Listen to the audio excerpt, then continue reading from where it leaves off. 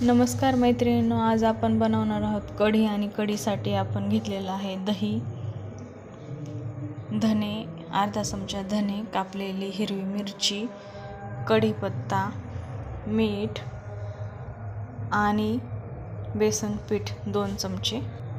इथे आपण हिंग, हळद, जिरा आणि मोहरी घेतलेली आहे आणि 10 ते 12 पाकळ्या लसूण ठेचून घेतलेला आहे आणि गरजेनुसार पाणीही घेतलेलं आहे। येथे आपण एका कढईमध्ये गरजेनुसार तेल गरम करण्यासाठी ठेवले। तेल गरम झाल्याच्या नंतर आपण प्रथम त्यामध्ये मोहरी घालून घेणार आहोत। मोहरी छान तडतडली की त्याच्यानंतरच आपण येथे जिरं घालून घेणार आहोत। आपली मोहरी छान तडतडलेली आहे। जिरं घालून झाल्याच्या नंतर आपण इथे थोडंसं गरजेनुसार हिंग घालून घेणार आहोत। हिंग घालून झाल्याच्या नंतर आपण ठेचून घेतलेला लसूण यामध्ये घालून घेणार आहोत। लसूण घालून झाल्याच्या नंतर आपण येथे धने आणि हिरवी मिरची सुद्धा घालून घेणार आणि छानपैकी मिक्स करून घेणार। त्याच्यानंतर आपण येथे कढीपत्ता पण घालून घेणार।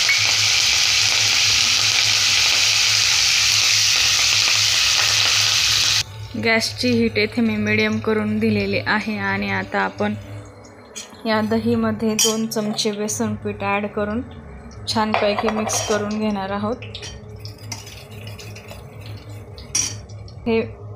हे मिश्रण मिक्स करून झाल्यावर थोडंसं पाणी पण ॲड करायचं।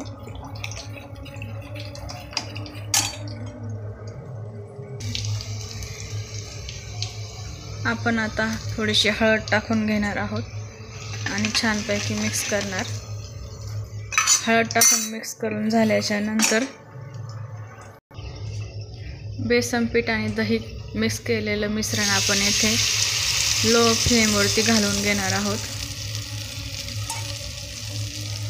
आणि गरजेनुसार वरतून पाणी सुद्धा घालणार आहोत। कढी बनवताना आपल्याला फ्लेम ही खूप कमी ठेवायची आहे। मैत्रिणींनो, मी कढी कधीही हँडेलियमच्या कढईत किंवा पितळी कढईत बनवत नाही, कारण दही हा आपला एक आंबट पदार्थ असतो। त्याच्यामुळे मी कढी कधीही बनवताना हे स्टीलच्याच कढईमध्ये बनवत असते। इथे आपण चवीनुसार मीठ घालून घेणार आहोत आणि मीडियम हीटवरती आपण कढीला छानपैकी उकळी येऊन देणार आहोत।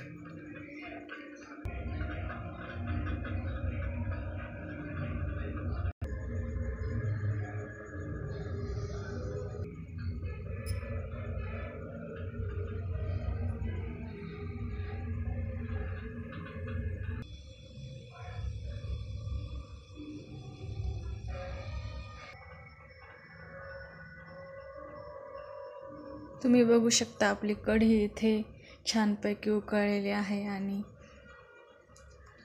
तुम्हाला जर माझी रेसिपी आवडली असेल तर आपल्या चॅनलला सबस्क्राईब करा, लाईक करा आणि शेअर करा। आपल्या चॅनलवर किचन टिप आणि ट्रिक बघण्यासाठी आपल्या चॅनलला सबस्क्राईब करा। व्हिडिओ आवडला असेल तर लाईक करा।